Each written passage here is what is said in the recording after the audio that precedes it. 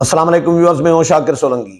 Viewers, cipher case Adiala jail میں جاری ہے۔ سائفر کی کیس کی جو سماعت ہے وہ کر رہا ہے آفیشل سیکریٹ ایکٹ کی عدالت۔ سابق سیکرٹری خارجہ ہیں سہیل محمود، انہوں نے اپنا بیان قلم بند کرایا ہے اور تحریری طور پر بیان انہوں نے جمع کرایا ہے۔ عمران خان کے دعووں کی نفی کی ہے انہوں نے۔ عمران خان کو انڈائریکٹلی سمجھیں جھوٹا قرار دیا ہے۔ جو عمران خان باتیں کر رہے ہیں وہ کچھ اور ہیں، جو بیانات ریکارڈ ہو رہے ہیں، قلم بند ہو رہے ہیں، وہ کچھ اور چیزیں سامنے اس میں آ رہی ہیں۔ تو سیکرٹری خارجہ جو اس وقت کے تھے سہیل محمود صاحب، انہوں نے آفیشل سیکریٹ ایکٹ عدالت میں اپنا بیان جو جمع کرایا ہے تحریری طور پر، اس میں انہوں نے کہا ہے کہ جی مارچ 2022 میں میری تعیناتی بطور سیکرٹری خارجہ ہوئی تھی۔ 8 مارچ 2022 کو واشنگٹن میں پاکستانی سفیر سے ٹیلی فونک رابطہ ہوا۔ سفیر نے امریکی سیکرٹری آف اسٹیٹ برائے ساؤتھ اور سینٹرل ایشیا سے ملاقات کا بتایا۔ اس ملاقات میں سفیر کے ساتھ ڈپٹی ہیڈ آف مشن اور ڈیفنس اتاشی بھی موجود تھے۔ سفیر نے معاملے کی حساسیت سے متعلق بتایا۔ سفیر نے کہا کہ جی انہوں نے اس بات چیت کے حوالے سے وزارت خارجہ کو سائفر ٹیلی گرام بھجوایا ہے۔ میں نے اپنے دفتر جا کر سائفر ٹیلی گرام کی کاپی وصول کی۔ میں نے اس سائفر ٹیلی گرام کو کیٹیگرائز کیا کہ سرکولیشن نہیں کرنی، صرف سیکرٹری خارجہ کے لیے ہے۔ میں نے ہدایت کے ساتھ سائفر ٹیلی گرام کی کاپی کی تقسیم کی منظوری دی۔ سائفر کی کاپی ایس پی ایم کو سر بہموہر لفافے میں بھجوانے کی ہدایت کی۔ سیکرٹری ٹو پی ایم، اچھا جی 27 یعنی اعظم خان کی بات ہو رہی ہے۔ اس وقت اعظم خان پرنسپل سیکرٹری تھے وزیر اعظم عمران خان کے۔ 27 مارچ 2022 کو جلسے میں سابق وزیر اعظم عمران خان نے ایک خط لہرایا۔ 28 مارچ کو مجھے ایڈیشنل سیکرٹری امریکہ کی جانب سے انٹرنل نوٹ موصول ہوا۔ نوٹ میں کہا گیا تھا کہ امریکی حکام نے وزیر اعظم عمران خان کی پبلک اسٹیٹمنٹ پر تشویش کا اظہار کیا ہے۔ جلسے میں جو عمران خان نے سائفر لہرایا اور جو بیان دیا کہ امریکہ نے یہ سائفر بھیجا ہے، دھمکی دی ہے اور سازش کی ہے میرے خلاف، اس پر امریکہ نے تشویش کا اظہار کیا۔ میں نے اس نوٹ کو اس وقت کے وزیر اعظم کو بھیجتے ہوئے مشورہ دیا کہ امریکہ سے منسلک رہنا سمجھداری ہوگی۔ اس مشورے کا مقصد اہم ملک کے ساتھ پاکستان کے تعلقات کا تحفظ اور سیکریٹ کمیونیکیشن کی عوامی سطح پر بحث سے گریز کرنا تھا۔ 29 مارچ 2022 کو مجھے ملاقات کے لیے بنی گالہ بلایا گیا، جو پہلے سے طے شدہ میٹنگ نہیں تھی اور مختصر نوٹ پر بلائی گئی تھی۔ اس میٹنگ میں سابق وزیر اعظم کے علاوہ وزیر خارجہ اس وقت کے جو تھے شاہ محمود قریشی اور پرنسپل سیکرٹری پرائم منسٹر کے اعظم خان بھی موجود تھے۔ مجھے سائفر ٹیلی گرام پڑھنے کا کہا گیا۔ سائفر پڑھنے کے دوران شرکاء نے U S assistant secretary of state اور واشنگٹن میں پاکستانی سفیر کے درمیان ہونے والی بات چیت پر کمنٹس کیے۔ بنی گالہ ہونے والی میٹنگ مختصر تھی جو بغیر کسی نتیجے کے ختم ہو گئی تھی۔ میں سائفر ٹیلی گرام کی کاپی اپنے ساتھ لے گیا۔ سائفر محفوظ رکھنے کے لیے ڈائریکٹر ایف ایس او کے حوالے کر دی۔ مجھے اس میٹنگ کے منٹس تیار کرنے کا نہیں کہا گیا تھا۔ 8 اپریل 2022 کو کابینہ میٹنگ ہوئی جس میں سیکرٹری کابینہ، سیکرٹری قانون و انصاف اور میں بطور سیکرٹری خارجہ بھی موجود تھے۔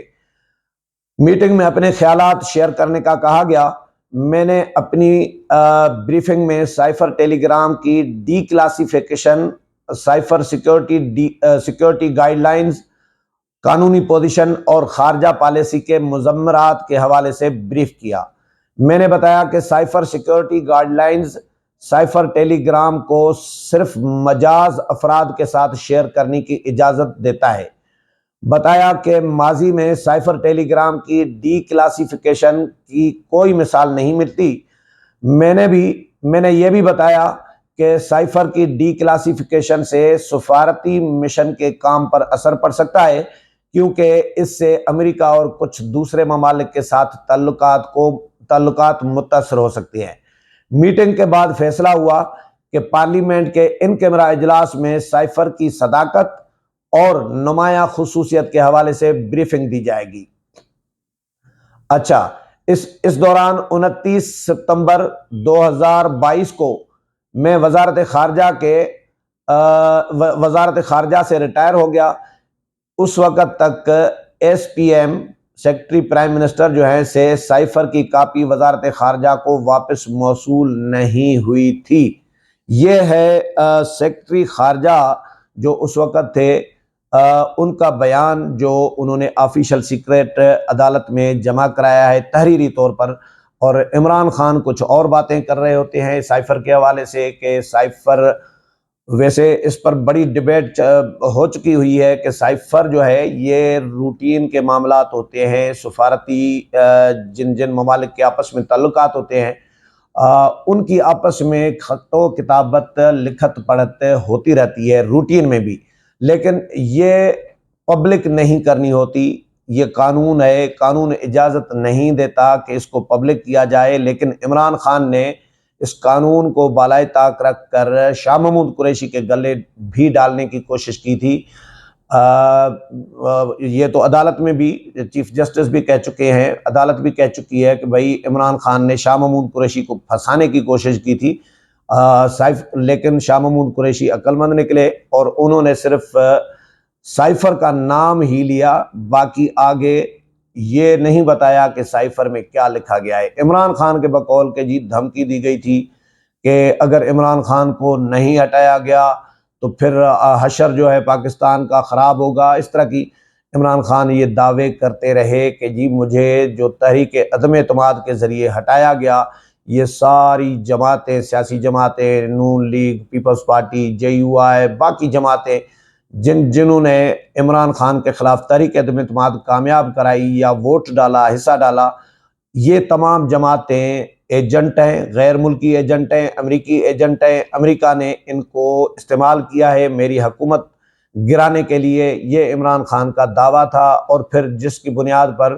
ڈپٹی اسپیکر اس وقت کے قاسم سوری صاحب جو تھے، انہوں نے پھر رولنگ دے دی تھی کہ جی یہ تحریک عدم اعتماد غیر آئینی ہے، غیر قانونی ہے، اور یہ کسی دوسرے ملک کے ایما پر لائی گئی ہے، تو یہ اس میں سازش ہو رہی ہے پاکستان کے خلاف۔ تو میں نہیں سمجھتا کہ اس پہ میں کوئی ووٹنگ کراؤں، اور انہوں نے اجلاس ملتوی کر دیا تھا، اور قاسم سوری کی پھر بالآخر جو رولنگ تھی اس کو انہی کے چیف جسٹس جو تھے، جو سہولت کار بنے ہوئے تھے، بندیال صاحب، انہوں نے بھی غیر آئینی قرار دیا تھا، اور ایک جج نے تو نوٹ بھی لکھا تھا کہ قاسم سوری سمیت جن لوگوں نے قومی اسمبلی توڑوائی ہے، آئین توڑا ہے، قاسم سوری کی بنیاد پر، رولنگ کی بنیاد پر، پھر پرائم منسٹر نے صدر کو لکھ دیا کہ ایڈوائز بھیج دی کہ جی اسمبلی توڑ دے، تو اسمبلی توڑ دی گئی تھی، تو اسمبلی بھی بحال ہو گئی تھی، قاسم سوری کی رولنگ کالعدم ہو گئی تھی،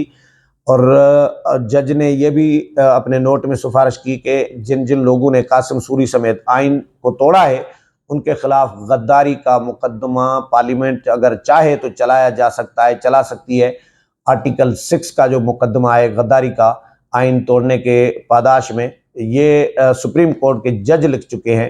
تو عمران خان سائفر کیس میں ایکسپوز ہو رہے ہیں، عمران خان کے بیانات، اپنا موقف الگ ہے، اور عمران خان کتنے سچے ہیں وہ تو آپ سب کو پتہ ہے کہ عمران خان نے کبھی زندگی میں شاید کبھی سچ بولا ہو، ہم نے تو آج تک عمران خان کے منہ سے کوئی سچ نہیں سنا۔ تو باقی جو یہ بیانات آ رہے ہیں وہ تو عمران خان کے بیان کی موقف کی نفی کر رہے ہیں۔ تو یا تو یہ سارے لوگ جھوٹے ہیں یا عمران خان جھوٹا ہے، ایک تو جھوٹا ہو سکتا ہے نا، تو سارے لوگ تو نہیں جھوٹے ہوتے نا، ان میں سے کوئی تو 2 4 5 8 کوئی تو سچ بول رہا ہوگا، یا صرف عمران خان ہی سچے ہیں۔ تو میرا خیال ہے یہ عمران خان کے خلاف جو سائفر کیس ہے، وہ عمران خان کے گلے پڑ سکتا ہے۔ اگلے پروگرام میں پھر ملاقات ہوگی، تب تک اجازت چاہتا ہوں، اللہ حافظ۔